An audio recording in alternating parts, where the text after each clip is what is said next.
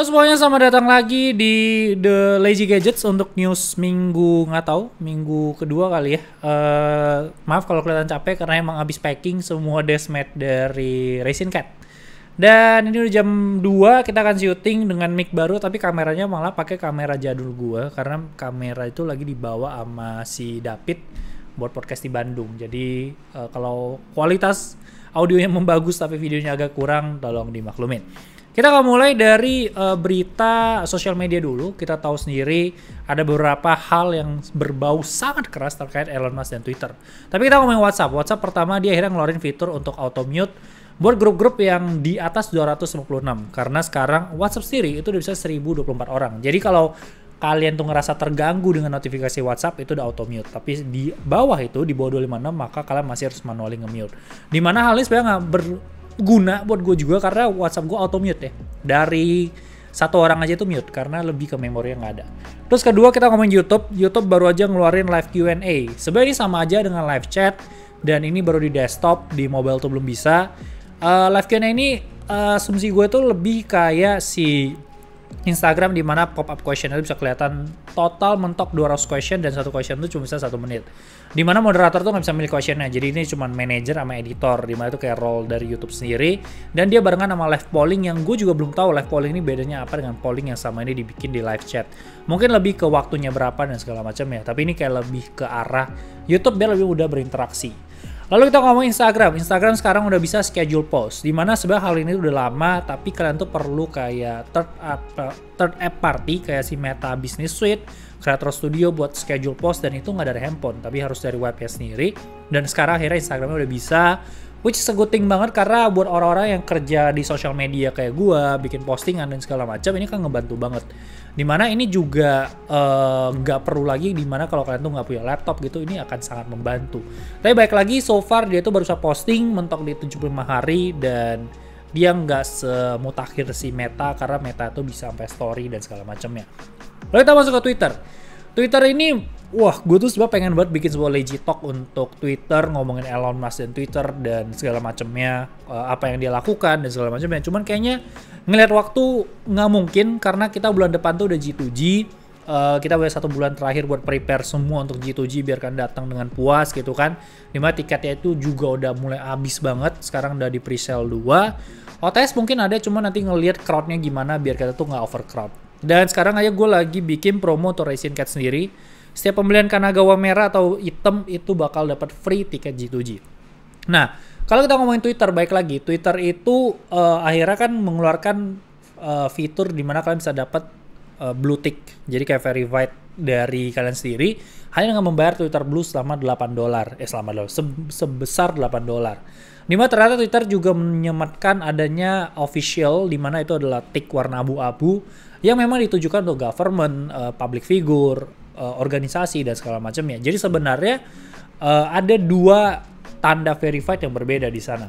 Cuma baik lagi kita kalau ngomongin untuk si verified yang Twitter Blue yang $8, ini juga di-abuse beberapa orang. Karena mereka itu bikin profil-profil selebriti palsu dan akhirnya mereka bayar $8 dan orang mungkin bisa kena scam dari hal itu. Sebab Elon Musk dan Twitter ini merupakan satu hal yang cukup menarik banget karena dia tuh kayak ngelakuin mencoba untuk ngerekrut orang-orang yang udah dia tendang, beberapa orang-orang yang petinggi-petingginya udah keluar, bahkan udah kayak bakal bangkrut dan segala macamnya. But let's see, karena Elon Musk ini kan suka nge-troll gitu ya, sebagai mod gitu. Sekarang dia yang punya, jadi kita nggak tahu nih apa yang akan dilakukan oleh si Elon Musk sendiri. Sorry kalau gue agak cepet karena gue tuh nggak mau terlalu lama dan gue pengen masuk banget ke berita utama di hari ini. Lalu kita ngomongin modifikasi MetaQuest Pro VR. Ini dilakukan oleh Palmer Luckey, di mana dia ini adalah orang bekas Oculus, cuman sekarang Oculus kan udah dibeli oleh si Meta. Kenapa ini menarik? Karena bisa dibilang gue itu salah satu orang yang sangat-sangat cinta dengan Sword Art Online. Karena itu anime yang ngebawa gue kembali lagi ke dunia anime di 2013. Gue ngoleksi Figma-nya, gue selalu nonton movie-nya dan segala macamnya. Bahkan kayak old school wibu gitu gak sih? Tapi, baik lagi, modifikasi MetaQuest Pro yang dilakukan oleh Palmer Luckey ini adalah sebuah VR yang bisa meledakkan dirinya kalau orangnya fail atau mati dalam game. Jadi sangat-sangat dekat dengan Sword Art Online, di mana Sword Art Online Day yang ditampilkan di 2013 itu baru aja terjadi di 6 November kemarin, di mana Games Workshop Online dirilis. Kalau mungkin kalian nggak relate, mungkin nggak bisa nonton, di mana orang nyangkut di dalam nggak bisa lockout, kalau mati berarti mati di dunia nyata. Jadi kalau lu ngerasa lu tuh wibu banget dan perlu isekai banget, gue rasa ini bisa menjadi sebuah solusi buat kalian. Lalu kita ngomongin Oppo Find N2. Di mana gue sekarang udah megang foldable dari Samsung. Ini gue dipinjem selama 2-3 minggu. Nanti gue akan ngasih impresi 2 minggu gue terkait barang ini dan seberapa membantunya terhadap produktivitas gue. Tapi so far gue sih belum menemukan apakah Fold ini bisa membantu hidup gue, karena gue adalah orang yang cukup banyak di komputer. Tapi baik lagi ngomongin Oppo Find N2, ini kemungkinan bakal dirilis di Desember. Ini sayang banget, Find N series ini kan nggak resmi, bukan, maksudnya nggak keluar di Indonesia gitu, di China ada. Dan Find N2 ini masih menggunakan Snapdragon 8 Plus Gen 1, dan yang menariknya sebenarnya adalah Find N2 ini, kata Ice Universe, ini 100% bakal break world record menjadi foldable paling ringan, dengan layar 5,5 di luar dan 7,1 di dalam.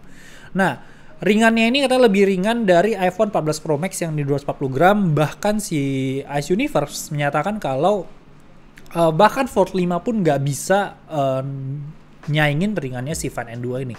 Jadi itu menarik banget karena kita ngeliat tuh foldable tuh semakin lama tuh semakin ringan, semakin enak buat dibawa kemana-mana.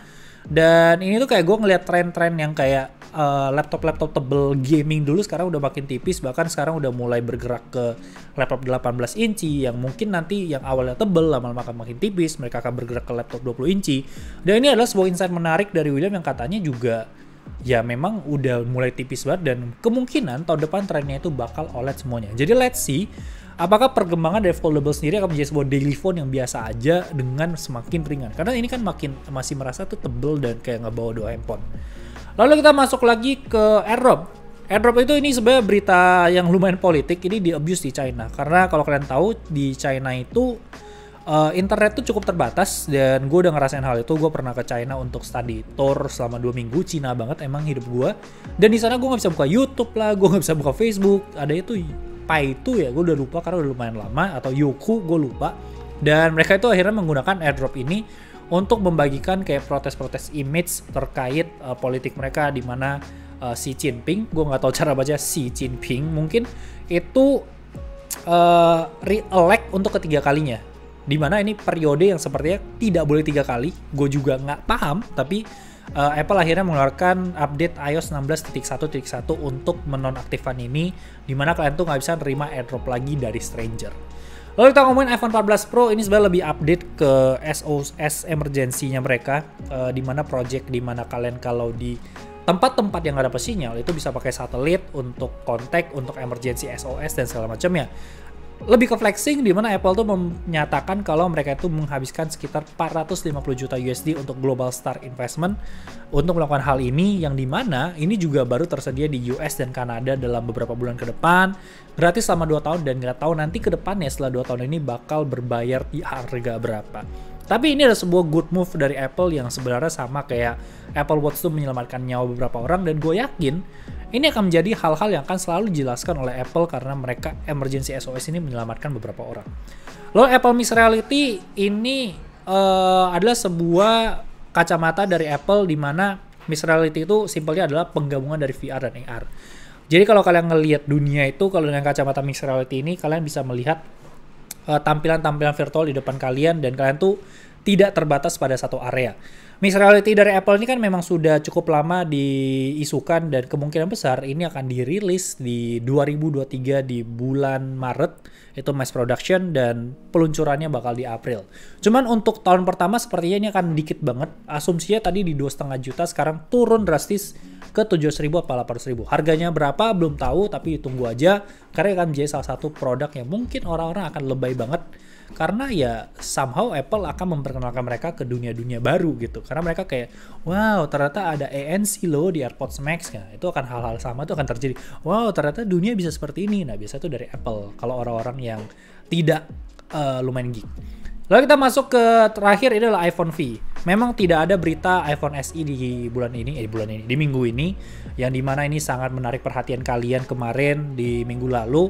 Tapi untuk iPhone V ini adalah sebuah project yang bisa dibilang sangat-sangat project idealis karena terlihat di sana mereka mencoba membuat iPhone X itu dirombak menjadi sebuah foldable phone. Bahkan kalau kalian nonton video ini insightful banget karena dia menjelaskan kayak layarnya itu harus gimana, ada 4 layer, apa aja yang rusak, apa yang harus diganti. Bahkan mereka mencoba sampai 37 iPhone X itu dicoba sampai akhirnya dapat sebuah layar yang bisa di-bending, yang dimana iPhone X itu sebenarnya fleksibel untuk layarnya, cuman nggak semuanya bisa di-bending karena beberapa layer tadi yang sangat perlu hati-hati untuk dilakukan. Mereka pakai reverse engineering, motherboardnya di 3D print, makanya hasilnya itu kayak masih kasar banget. Terus sampai iOS-nya itu di jailbreak biar bisa fold dan split screen kayak iPad. Nah itu menarik banget, walaupun bisa dilihat di sini emang layarnya itu kalau dilipat tuh emang masih ada lekukannya, tapi dan dia bilang juga ya kalau dipakai berkali-kali ya akhirnya rusak gitu. Cuman ini kayak project 0,1 mereka dan mereka tuh bangga banget karena setelah 1 tahun mereka berhasil melakukan ini. Dan dia juga jelasin lah kayak mereka tuh kenapa nggak pakai Samsung, lebih pakai cara Motorola karena memang nggak cocok dan segala macamnya. Ini menurut gue adalah salah satu video yang sangat singkat, insightful, menarik, dan wajib banget kalian tonton, dan itu bisa bikin kalian mengapresiasi sebuah brand yang bikin foldable karena memang nggak gampang untuk membuat sebuah smartphone yang bisa kalian lipat bolak-balik begini dan nggak ada masalah gitu setelah kalian pakai mungkin 1-2 tahun gitu. iPhone V salah satu video yang kalian pernah gue tonton dan kalian harus banget nonton itu. iPhone SE mari kita berharap minggu depan ada lagi, dan sekali lagi jangan lupa main ke G2G karena akan ada banyak berhadiah sampai ribuan hadiah, dan nanti dari The Lazy Tips sendiri bakal ada lelang dari nol, salah satunya Steam Deck. So that's it, sampai jumpa di video selanjutnya. Bye bye guys.